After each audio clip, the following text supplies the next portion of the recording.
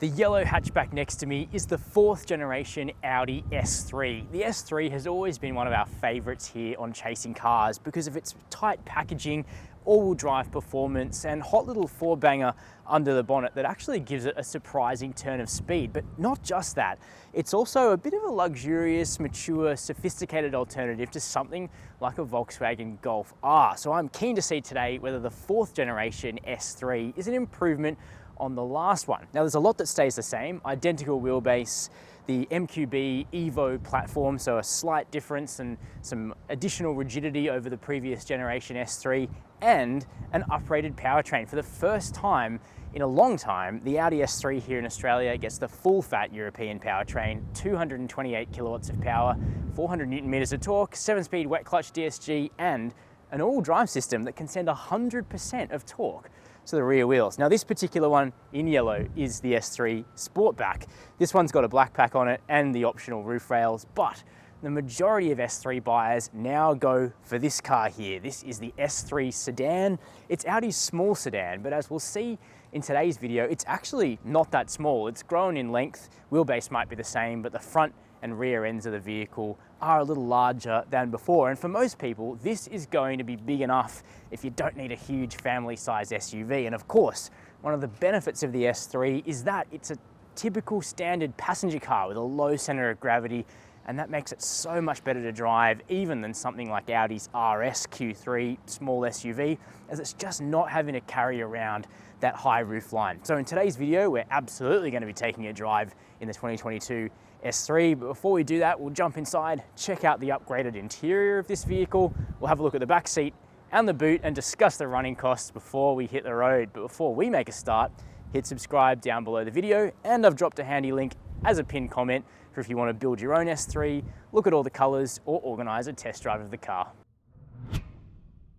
Jumping inside the new S3 is probably where you're going to notice the biggest difference, at least before you set off on the road. And that's because this vehicle uses the MQB Evo platform at the Volkswagen Group, but a lot of the hard points are the same, and Audi don't generally do radical styling. So the exterior of the vehicle looks like an S3. It's exactly what you would expect an S3 to look like. In my opinion, that's good because I like the design of the vehicle. But if you're after something a little bit more exotic or avant-garde, you'll have to look elsewhere because it's conservative and handsome. But the interior has had a definite remake.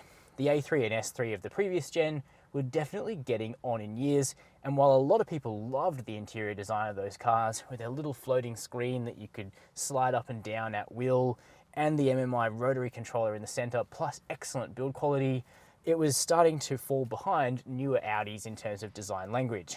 Well, the 2022 S3 really drags the car up into the 2020s with an integrated touchscreen that no longer floats above the dash, and a lot of people are going to absolutely love that fact about this car because finally the screen is embedded in the dashboard again. We still have a virtual cockpit in front of us, 12.3 inches in size, and that looks great, and it makes me think that Audi still have the best infotainment in the car industry when you take it as a whole. We've got a touchscreen down here that is fast, snappy, crisp and clear with wireless Apple CarPlay and Android Auto. We've got a brilliant, bright and crisp and customizable digital instrument cluster, and we've got really good Bang & Olufsen 3D audio, and all of that is standard in this car, so you just gel with the infotainment. Would I like there to be a rotary dial between the seats for easier control on a bumpy road? Absolutely I would. I think it's such a shame that was removed, but I could just about live with it. The issue I have is that with this new automatic gear selector down here that we've already seen on like the Mark 8 Volkswagen Golf, for instance, it's a dinky little knob which is fine, but there's kind of nothing to hold on to touch down here, and it takes up a lot of space for such a small piece, and there's all this piano black around it, which is just inexplicable. It just feels like wasted space.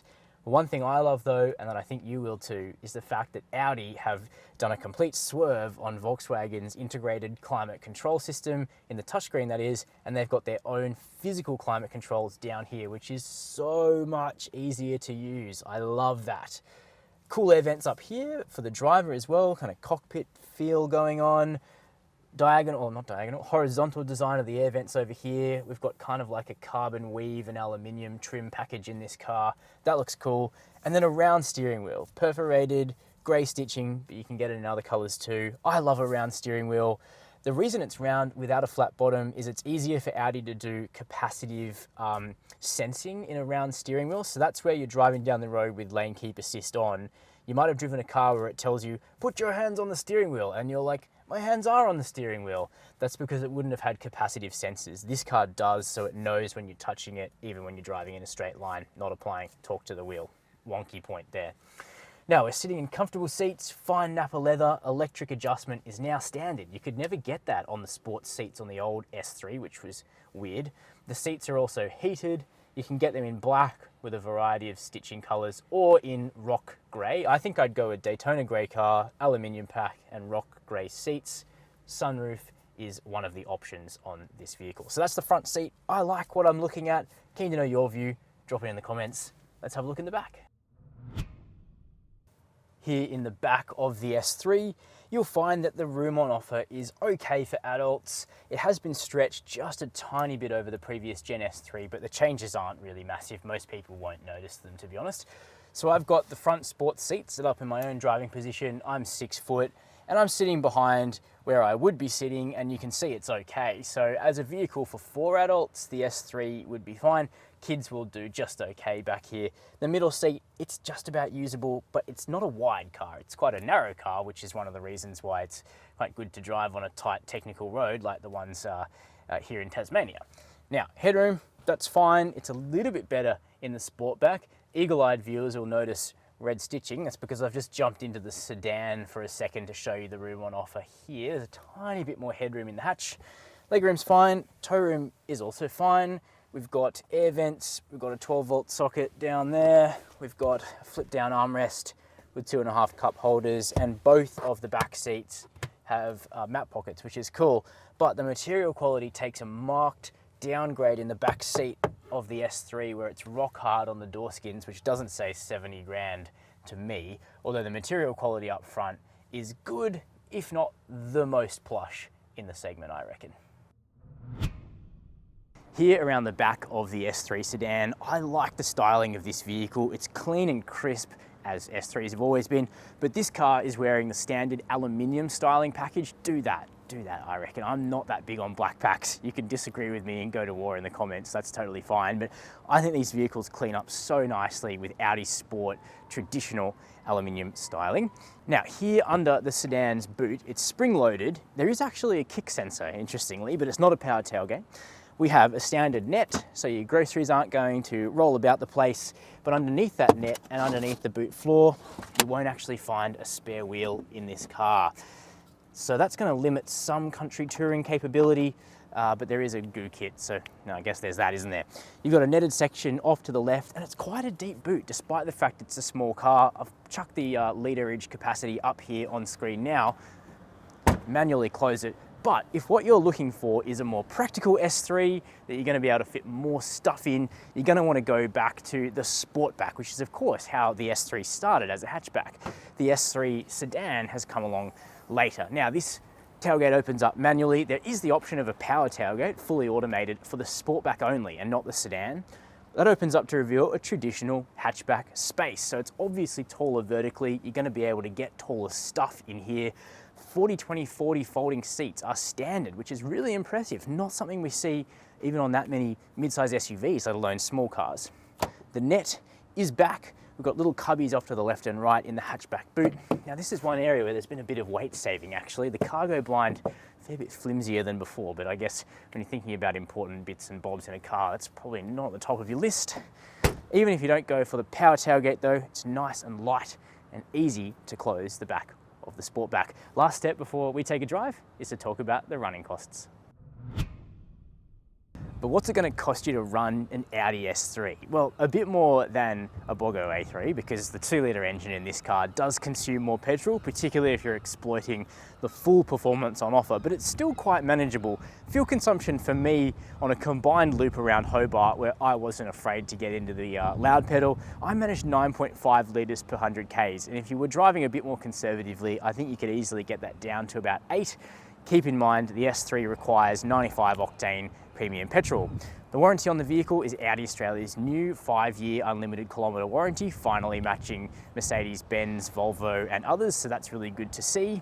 Insurance, in the last 12 months, the median budget direct customer spent $1,189 to comprehensively insure a new Audi A3 across all grades. Everybody's situation varies and your premium will vary based on things insurers take into account, like where you live, how you garage the car, and your driving history. And lastly, servicing. You can save a bit of money if you purchase an upfront service pack on the S3. It'll set you back $2,580 for a 5-year, $75,000 plan, covering this vehicle, and then you won't have to open your wallet every time you drop it in for a service. So what's the new Audi S3 like to drive? Well, it won't surprise you that it's fairly familiar, particularly if you already own an S3 or really any small car based on the Volkswagen Group MQB platform, because we're dealing with the same hard points, more or less, and a very similar powertrain, although with a nice little upgrade compared to the outgoing S3. And the reason for that is because Volkswagen and Audi have been successful in arguing to headquarters in Germany that Australia is not extreme climate, but just medium hot climate. And that means that 4-cylinder engines don't have to be capped at a lower power output than what they were under the extreme heat designation that used to apply to the Australian market. So that meant the old S3 was capped at 213 kilowatts of power. This new one now has 228 kilowatts of power, which is a nice little jump, and 400 Newton meters of torque. So that puts it just a little bit under the new Mark 8 Volkswagen Golf R. Now, the S3 and Golf R really used to be paired up together in the Volkswagen Group lineup. That's kind of no longer the case. The Golf R has been given a harder edge and the same all-wheel drive system as the new Audi RS3 with a twin clutch on the rear axle and full drift mode. The S3 doesn't get that, but what it gets is an upgraded Haldex all-wheel drive system with a redesigned multi-plate clutch that's capable of sending up to 100% of engine torque to the rear axle in very specific situations of slip, like on snow and ice. So that should make it something of a hoot. All I can tell you is from my extensive drive in Tasmania today, you do get that sort of push sensation from the rear on corner exit when you really commit to the throttle, and you can find a glimmer of oversteer on the road in low traction situations. It sort of just rained when I went out in the car, and so you could really get it moving around quite nicely. But the result of the change to the engine is that the S3 just feels a little punchier, a little gruntier, a little thrustier, particularly at the top of the rev range, where it just carries on a little bit further and a little bit harder than the 213 kilowatt tune of this motor in the outgoing shape. Broadly, it's a very similar powertrain to before, but it just has that little bit of extra performance to extract at high RPMs. And that means it feels even stronger for things like overtaking maneuvers on the highway or devouring a hill climb, which is one of this car's favorite activities, bringing its engine, 7-speed wet clutch DSG Auto or S-Tronic Auto, and the upgraded all-wheel drive system into play. It just does so well at that particular medium. But one of the beautiful things about the S3 is that it really is just happy poodling around. A criticism of the EA888 engine, which is found in this car, is that throttle response is fairly doughy at low RPMs, but as a result, that means the S3 is easy and smooth to drive in town, where you're not necessarily wanting to be on it 100% of the time. But then stick the boot in or change the engine response to at least balanced, if not dynamic, in the individual drive mode, and the 2-litre turbo really comes alive and delivers really good performance, actually, just really nice balanced performance. It feels like a good amount for Australia. You know, you can certainly reach licensed braking speeds easily with this thing, but you don't have to drive the S3 really fast to extract the best out of it. It's just a really nice, balanced, neutral vehicle. It's not too heavy, it's about 1,500 kilos, Audi tells us. We haven't independently weighed the 2022 S3 yet, but we will be doing that very shortly back in Sydney. I'm in Tassie today, but it doesn't feel overly heavy, and you can move the chassis around really nicely and easily on the road. Just with lift off the brakes into a corner, you can just get the tail moving a little bit, and then if you commit to the throttle, you can induce a little bit of throttle steer as well. It's quite a nice characteristic of the vehicle.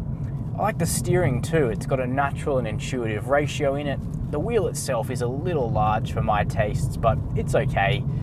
but it just loads up nicely, and we've got Audi's progressive steering system here, so the more you turn the wheel, the more the front wheels turn proportionally, so that feels really good and makes it feel particularly agile at higher speeds as well.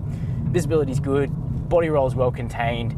We've got adaptive dampers now rather than mag ride in the previous S3, and the ride is genuinely good. Comfort is a little softer than it was before. Sport is a little firmer than it was before, so you can kind of tell the difference in bandwidth there, a bit easier in the dampers. But I just sort of left it in either soft or balanced the ride today, and that was perfect. There's no fidget in the suspension, which I love. If you're looking at a smooth piece of road, you want it to feel smooth, which it does in this car. But then body control is well contained. There's not much body roll to speak of at all. So it's just a fun little pocket rocket, this vehicle, but a mature and sophisticated one that's more refined than before. Even small things like having power adjustable front seats means you can just get into a slightly better driving position than you used to be able to. And the safety systems are smarter now as well, so the lane keep assist is smoother, the adaptive cruise is smoother, so you're more likely to use them, which helps reduce fatigue on a long drive. Refinement is still okay, there's a fair bit of road noise, but I think it might be a tiny bit less than before, or maybe I just turned up the Bang & Olufsen 3D stereo a bit more because it sounds really good. As does the exhaust, which actually has a little bit of pop and crackle on the overrun, which is great, particularly because the S3 actually does have a petrol particulate filter now. Often that starves oral enjoyment from an engine. Audi have managed to engineer around that, which is great.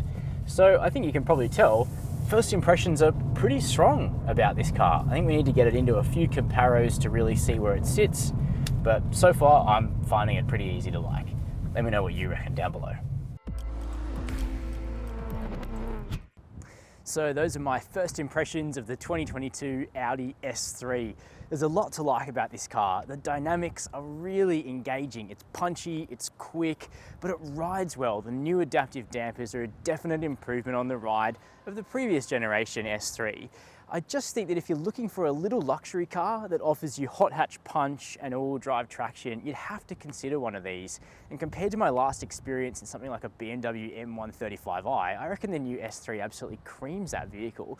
But we clearly need to do a rematch of a comparison we ran about 2 years ago, which had the A35, the old S3, and the M135i, because there has been changes to all three of those vehicles in that time. Let me know in the comments if you'd like to see that kind of rematch on the channel. There's no avoiding though, it's more expensive, and 70 grand is dear for a little hatchback or a little sedan like this. Is it worth it? Let me know your opinions down there. While you're in the comments, make sure to hit subscribe and the notification bell, and as always, thanks for watching Chasing Cars.